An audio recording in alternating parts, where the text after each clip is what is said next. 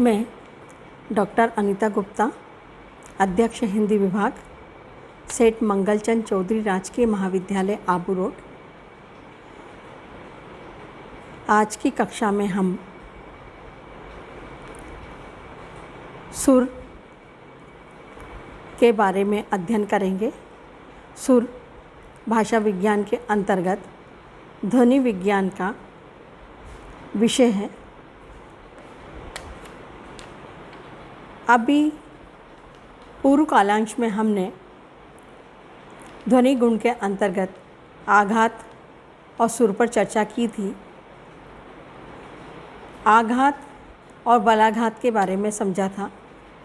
आज हम सुर का स्वरूप और उसमें उतार चढ़ाव और सुर के भेद के बारे में अपनी चर्चा को आगे बढ़ाएंगे। इससे पहले मैं माँ शारदा को नमन करते हुए ईश्वरीय स्तुति स्वरूप इन पंक्तियों के उद्बोधन के साथ अपना पाठ आगे बढ़ाती हूँ कि सब दरवाजे बंद हो जाएं तो भी एक दरवाज़ा कभी बंद नहीं होता, और वह है ईश्वर का दरवाज़ा। उम्मीद ईश्वर से रखिए, दुनिया से नहीं। मैंने कहा अपराधी मैं हूँ, ईश्वर ने कहा क्षमा कर दूँगा। मैंने कहा परेशान मैं हूँ, ईश्वर ने कहा संभाल लूँगा मैं। मैंने कहा अकेला हूँ मैं, ईश्वर ने कहा हमेशा साथ हूँ मैं। मैंने कहा बहुत उदास हूँ मैं, ईश्वर ने कहा नज़र उठा के तो देख, तेरे आसपास हूँ मैं। जी हाँ, यही है हमारी ईश्वरीय आस्था और विश्वास। इसी आस्था और विश्वास के बल पर भारतीय संस्कृति हमेशा उन्नति के अग्रिम चरणों की ओर बढ़ रही है, और यही आस्था और विश्वास जड़ में चेतनता का संचार करता है। इसी आस्था और विश्वास के साथ हम प्रभु को पुनः पुनः कोटिश नमन व वंदन करते हैं। प्रिय विद्यार्थियों, बलाघात के रूप में हम देख चुके हैं कि सभी ध्वनियाँ बराबर बल से नहीं बोली जाती। उसी प्रकार वाक्य की सभी ध्वनियाँ सर्वदा एक सुर में भी नहीं बोली जाती। संगीत के सरगम की तरह उनमें सुर ऊंचा नीचा होता रहता है। आप जा रहे हैं, वाक्य की सभी ध्वनियों को एक सुर से बोलने से इसका सामान्य अर्थ होगा, जिसका उद्देश्य होगा मात्र सूचना देना। किंतु यदि आपके बात की ध्वनियों का सुर बढ़ाते जाएं और अंत में है को बहुत ऊंचे स्वर में बोले, तो इस वाक्य में एक संगीत सा आरोह या चढ़ाव सुनाई देगा और वाक्य सामान्य से बदलकर प्रश्नसूचक हो जाएगा, जिसका अर्थ होगा आप जा रहे हैं। इस वाक्य को आश्चर्यसूचक बनाने के लिए इसी प्रकार एक विशेष प्रकार के सुर की जरूरत होगी। आप जा रहे हैं विस्मयादिबोधक चिन्ह। बलाघात की तरह ही सुर भी मूलतः एक मनोवैज्ञानिक है, जिसे स्वर तंत्रियों के कंपन द्वारा प्रकट किया जाता है। स्वर तंत्र पर विचार करते समय हम बता चुके हैं कि घोष ध्वनियों के उच्चारण में स्वर तंत्रियों में कंपन होता है। यही कंपन जब अधिक तेजी से होता है तो ध्वनि ऊंचे सुर में होती है, और जब धीमी गति से होता है तो नीचे सुर में होती है। सुर स्वर तंत्रियों की प्रति सेकंड कंपनावृत्ति पर निर्भर करता है। इससे यह भी स्पष्ट है कि बलाघात की तरह सुर घोष अघोष दोनों प्रकार की ध्वनियों में संभव नहीं। अघोष ध्वनि की तो यही विशेषता है कि उसके उच्चारण में स्वर तंत्रियों में कंपन होता ही नहीं, अर्थात सुर केवल घोष या सघोष ध्वनियों की चीज़ है। अघोष से इसका कोई संबंध नहीं। ये बात बिल्कुल तार वाले बाजे की तरह है। यदि सितार, वीणा या इसी प्रकार के किसी बाजे में तार ढीला होगा तो उससे जो ध्वनि निकलेगी उसका सुर नीचा होगा। यदि कसा होगा तो सुर ऊंचा होगा।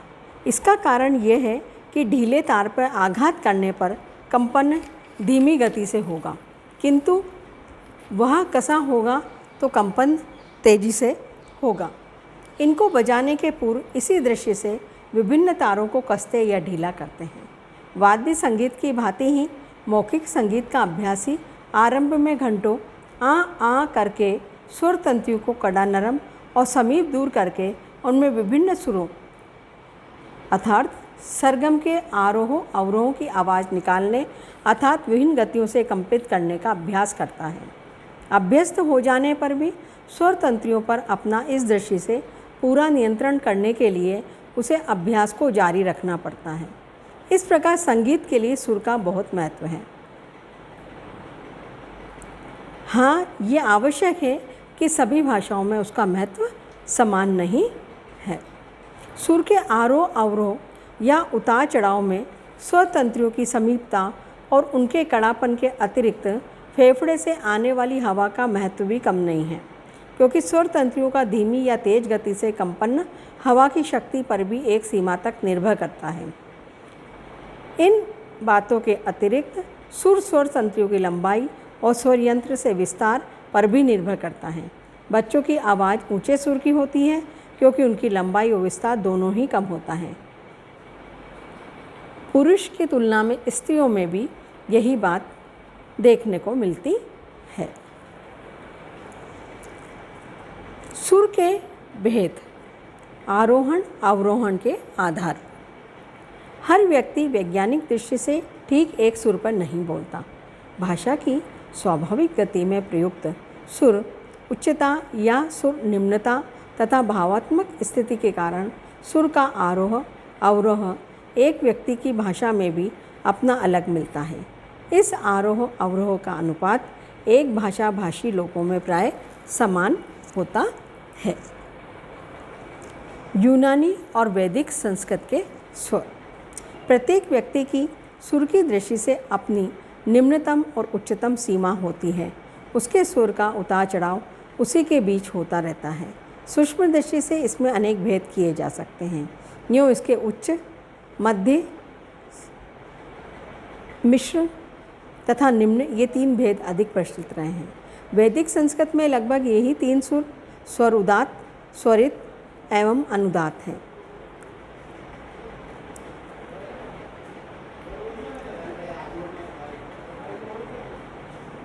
सुर आरोही अवरोही सुर के रूप में देखा जा सकता है। वैदिक स्वरिति को अनेक लोगों ने इसका समानार्थी माना है, किंतु यह भिन्न है। स्वरित इसका शाब्दिक अर्थ है उच्चरित या ध्वनित। तैत्तरीय प्रातिशाख्य तथा अष्टाध्यायी आदि में आता है समाहारः स्वरित। वाचस्पति प्रतिशाख्य में आता है उभयवान स्वरितः। आपिशाली शिक्षा में आता है उदात्त अनुदात्त स्वर सन्निपातत स्वरित। स्वरित उदात्त और अनुदात्त का मेल या समाहार है। इस मेल का अर्थ संधि है या समन्वय। ये प्रश्न महाभाष्यकार ने उठाया है। कहना न होगा कि ये संधि है जिसे नीलशीर की तरह न मानकर काष्ठ जंतु के समान माना जाता है। कहने का तात्पर्य यह है कि स्वरित के आदि की ह्रस्वार्ध मात्रा उदात्त होती है और शेष अनुदात्त। मैकडॉनिल ने स्वरित को उदात्त से गिरता हुआ या अधोगामी सुर माना है। उनके अनुसार ये उदात्त और सुर शून्यता के बीच का है। स्वरों के भेद और उनके स्वरूप के संबंध में अनेक प्रकार के मत व्यक्त किए गए हैं। कुछ लोगों ने पाणिनि के आधार पर इसके स्वतंत्र और परालंबी दो भेद माने हैं। परालंबी स्वरित ग्रीक के सर कम्प्लेक्स सा कहा गया है, जिसमें स्वरित का आद्यांश उदात्त से भी कुछ ऊंचा होता है। उसके बाद ये अनुदात्त होता है। वाक् प्रतिशाख्य में भी यही बात कही गई है। स्वतंत्र रूप में यह महत्व की दृष्टि से उदात्त के समकक्ष माना गया है। कुछ लोगों ने मात्रा के आधार पर स्वरित के ह्रस्व स्वरित, दीर्घ स्वरित और लुप्त स्वरित तीन भेद माने हैं। ह्रस्व स्वरित का पूर्वार्ध उदात्त और उत्तरार्ध का अनुदात्त होता है। दीर्घ की प्रारंभ की 1/4 मात्रा उदात्त, शेष 3/4 अनुदात्त तथा प्लुत के प्रारंभ की 8वीं मात्रा उदात्त यानी 1/8 उदात्त और शेष 7/8 अनुदात्त होती हैं। इस प्रकार के मत उदत्त, अनंत भट्ट आदि ने व्यक्त किए हैं। प्रातिशाख्यों में स्वरित के कई भेदों का उल्लेख मिलता है, जिनमें प्रमुख जात्य स्वरित, नित्य स्वरित, अभिनिहित स्वरित, श्रेप स्वरित, प्रश्लिष्ट स्वरित, तेरव व्यंजन स्वरित, पादव्रत स्वरित और वेवत स्वरित आदि होते हैं। उदात्त, उदात्त का शाब्दिक अर्थ है उठा हुआ। जो सुर उठा हुआ या ऊंचा हो उसे उदात्त कहते हैं। तैतरीय प्रातिशाखी, वाचस्पति प्रातिशाखी तथा अष्टाध्यायी आदि में इसे स्पष्ट कहा गया है उच्चैरुदात्त है, अर्थात उदात्त उच्च होता है। इसमें उच्च का अर्थ क्या है, इसे पतंजलि ने स्पष्ट किया है। आयामो दारुणी अणुता खस्य इति उच्च है। कराणी शब्दस्य के आधार पर उदात्त में आयाम या अंग संकोच, दारुणी अर्थात रूखापन, अणुता अर्थात कंठ या स्वर तंत्र की संवृत्तता, ये 3 बातें मानी जा सकती हैं। अपिशली शिक्षा में भी ये बातें कही गई हैं। अनुदात्त, ऐसा स्वर जो उदात्त न हो। अनुदात्त को तैतरीय प्रातिशाख्य, वाचस्पति प्रातिशाख्य तथा पाणि के अष्टाध्यायी आदि में निचरोदात्त रूप में स्पष्ट किया गया है, अर्थात ये निम्न स्वर या नीचा सुर था। अनुदात्त का प्रयोग कदाचित एक से अधिक अर्थों में हुआ है। कभी तो इसका अर्थ उदात्त नहीं अर्थात उदात्त से थोड़ा निम्न ज्ञात होता है। इस रूप में ग्रीक गेय का समानार्थी है और कभी सुरविहीन का समानार्थी है। आपिशली शिक्षा में आता है जब शरीर के सर्वांगों का प्रयत्न तीव्र हो, अंग शिथिल न हो, कंठ संकुचित हो तथा ध्वनि उत्पादक वायु तीव्र हो, तो जो रुक्ष ध्वनि निकलती है उसकी रुक्षता उदात्त है। इसके विरुद्ध जब प्रयत्न मंद हो तो जो स्निग्ध ध्वनि निकलती है उसकी स्निग्धता अनुदात्त है। अनुदात्तर जो अनुदात्त से भी नीचा सुर है, इसे कुछ लोगों ने पूर्णतः निम्न सुर माना है। महाभाष्यकार पतंजलि आदि ने सुर के जो उदात्त, उदात्तर, अनुदात्त, अनुदात्त, स्वरित, स्वरितोदात्त, एक श्रुति 7 भेद माने हैं। इनमें अनुदात्त निम्नतम कहा गया है। उदात्त या स्वरित पूर्व के सुर का अनुदात्त सुर बहुत निम्न होता है। कुछ लोगों के अनुसार उसी को अनुदात्तर कहा गया है। इस अर्थ में पाणिनि ने इसे सन्नतर की संज्ञा से अभिहित किया है। इस प्रकार के प्रमुख 3 भेद मानने पर भी भारतीय मनीषी इस बात से पूर्णतः परिचित थे कि सुर के और भी भेद हो सकते हैं। इसीलिए तैतरीय प्रातिशाख्य की वेदिकाभरण व्याख्या में 4 उदात्त, अनुदात्त, स्वरित और प्रचय सुरों के संकेत मिलते हैं। नारद शिक्षा में एक और निघात बढ़ाकर भेदों की संख्या 5 कर दी गई है। महाभाष्यकार पतंजलि ने उदात्त, उदात्तर, अनुदात्त, अनुदात्तर, स्वरित, स्वरित के आरंभ में वर्तमान उदात्त और एक श्रुति ये 7 भेद माने हैं। इतना ही नहीं, ऋक् प्रातिशाख्य, शुक्ल यजुः प्रातिशाख्य, तैतरीय प्रातिशाख्य में भी ये पता चलता है कि इन भेदों में स्वरित के अलग से संहितज, जात्य, अभिनिहित, श्रेय प्रश्लिष्ट, 13 व्यंजन, वेव्रत, 13 विराम तथा प्रतिहित ये 9 भेद भी प्राचीन काल से माने जाते थे। चीनी भाषा में अनेक सुर आज भी हैं। ये उपयुक्त सुरों से भेदों से भिन्न हैं। उनमें 4 प्रमुख सुर सम, आरोही, अवरोही और प्रवेशमुखी हैं। कुछ लोगों ने ऊंचा, साधारण, प्रश्नात्मक, तेज प्रश्नात्मक, उत्तरात्मक कहा है। चीनी की कुछ बोलियों में इन सब के उच्च और निम्न इस प्रकार के 8 भेद किए गए हैं। चीनी की केटनी बोली में 9 सुर हैं। सुर लहर अथवा अनुतान।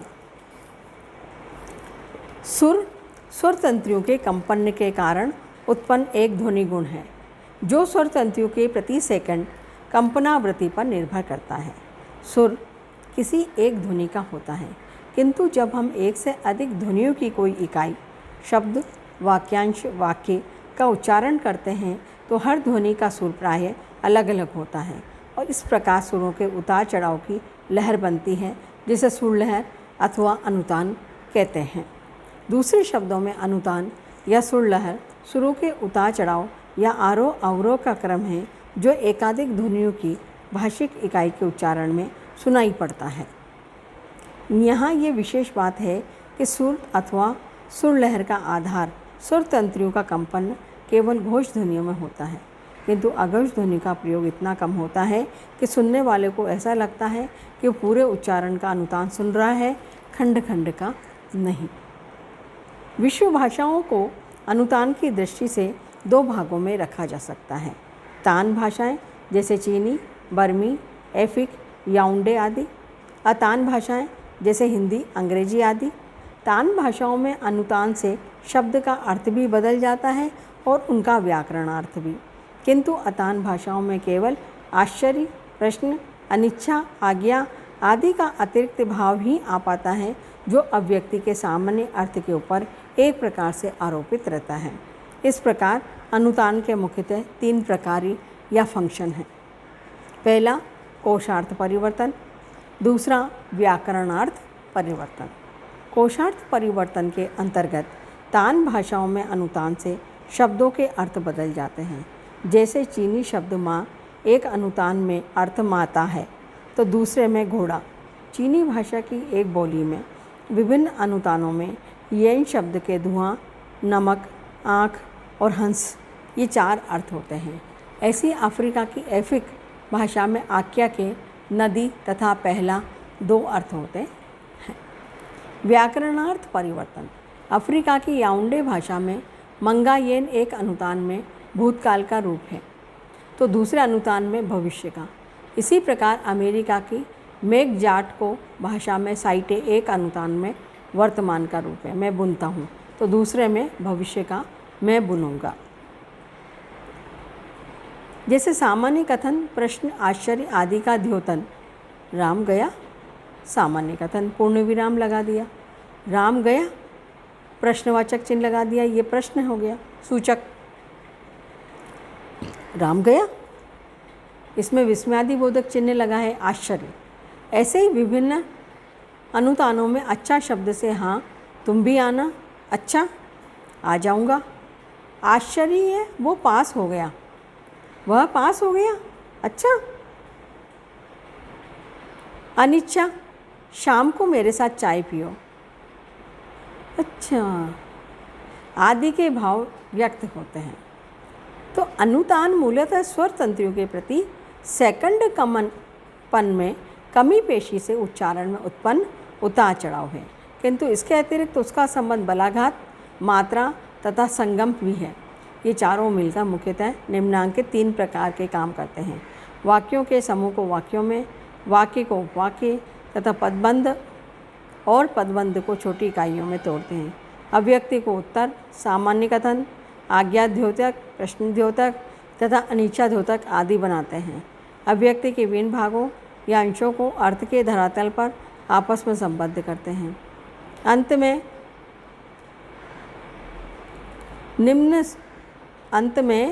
1 को निम्न सुर, 2 को सामान्य सुर, 3 को उच्च सुर का प्रतीक मानकर कुछ मुख्य हिंदी अभिव्यक्तियों के अनुतान अभिरचना इस प्रकार से है। जैसे मकान अच्छा है, सामान्य कथन है। मकान अच्छा है, ये सामान्य कथन हो गया। राम आ गया, प्रश्न। राम आ गया क्या, ये भी प्रश्न। राम आ गया, आश्चर्य। नमस्कार, अभिवादन।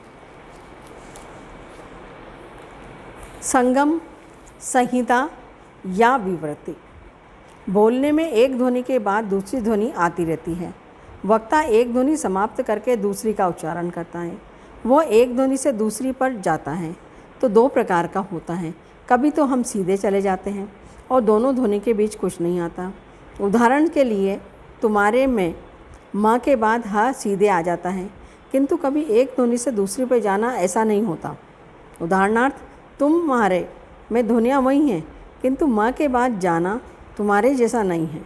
यहाँ माँ और ह के बीच में थोड़ा अवकाश, विराम या मौन है। इसी विराम या मौन को संगम, संहिता, विवृत्ति या योजक मौन कहते हैं। ये धाता भी है कि ये संगम सार्थक है। यदि न हो तो तुम हारे का अर्थ तुम्हारे हो जाएगा। संगम को भाषा विज्ञान में धन जैसे तुम प्लस हारे द्वारा व्यक्त करते हैं, इसीलिए इसे धन संगम कहते हैं।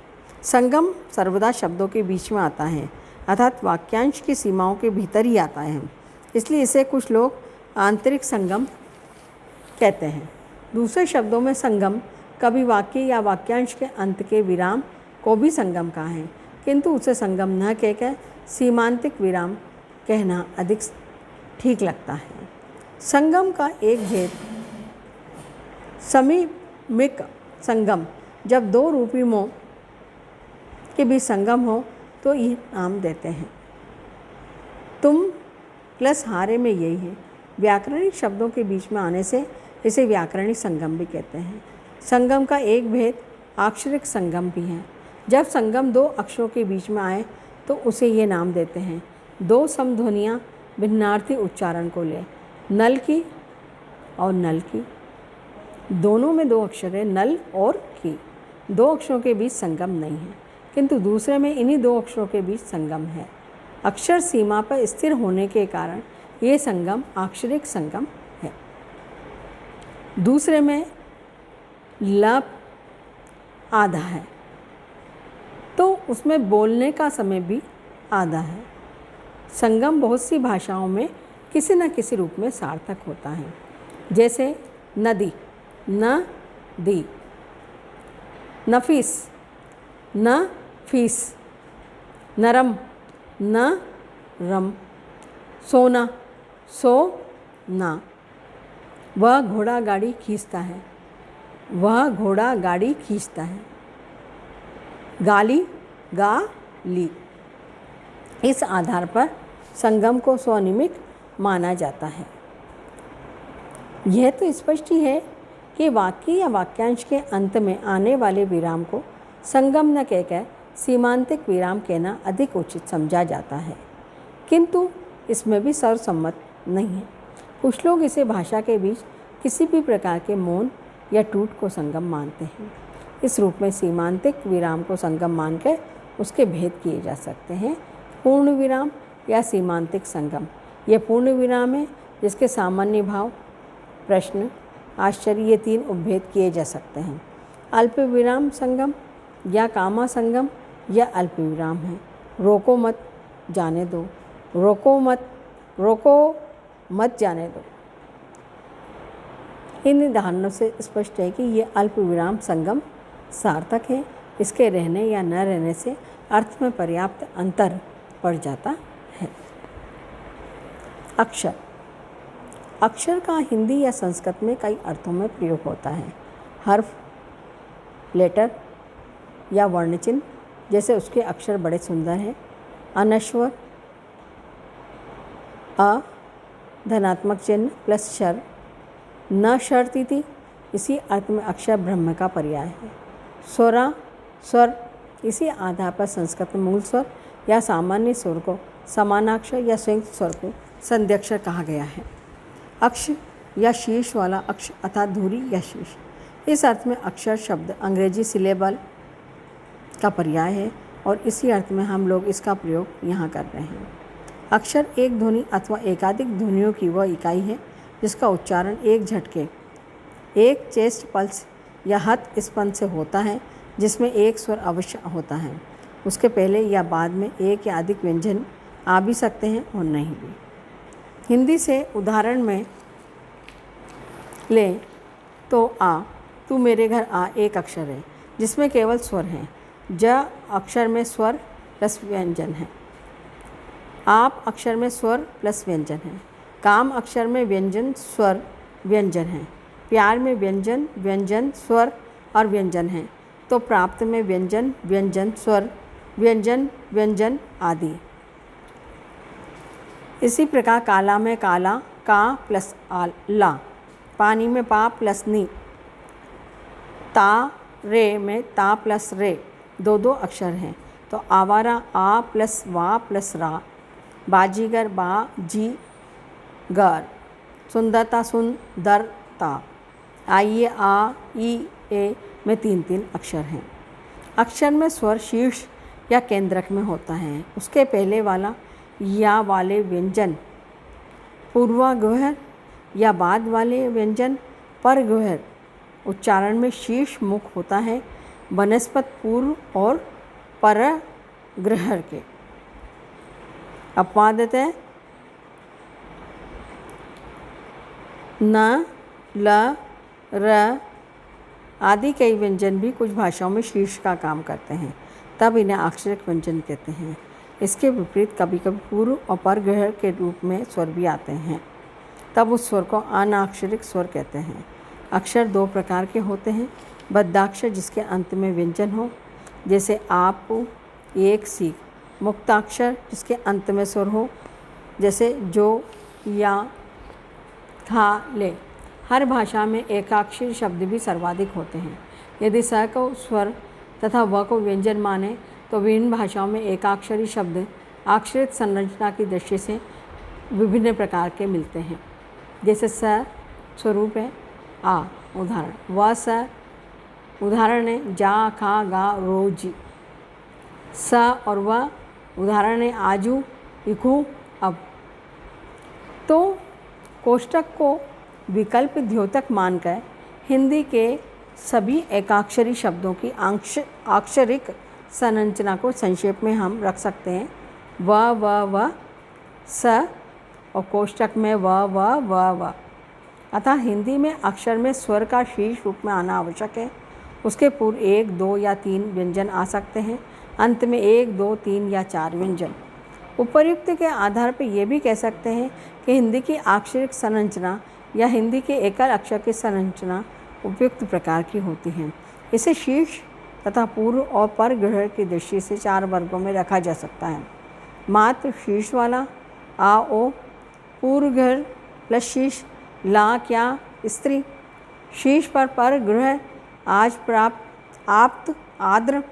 पूर्वग्रह शीर्ष परग्रह काम, शांत, वस्त्र, वतस्य, क्रम, स्वास्थ्य, स्त्रीत्व। भाषाओं में एकाधिक अक्षरों के भी शब्द होते हैं। उदाहरण के लिए द्विअक्षरी अभिगणित प्रकार, त्रिअक्षरी आवारा, पढ़ाई, उत्साहित। चतुरक्षरी अभिनंदन, कठिनाई। पंचाक्षरी अनिर्वचनीयता, बताइएगा, अंधानुकरण शब्द मिलते हैं। एकाधिक अक्षरों के शब्द के उच्चारण में ठीक अक्षर विभाजन आवश्यक है। वक प्लस ता, न कि व ता, अथवा पथिक जैसे पथिक, न कि पथ इक। गलत अक्षरिक विभाजन से उच्चारण तो अशुद्ध हो ही जाएगा, कभी कभी अर्थ भी प्रभावित होता है। जैसे मधुरता, तो मधुरता बोलेंगे, न कि मधुरता।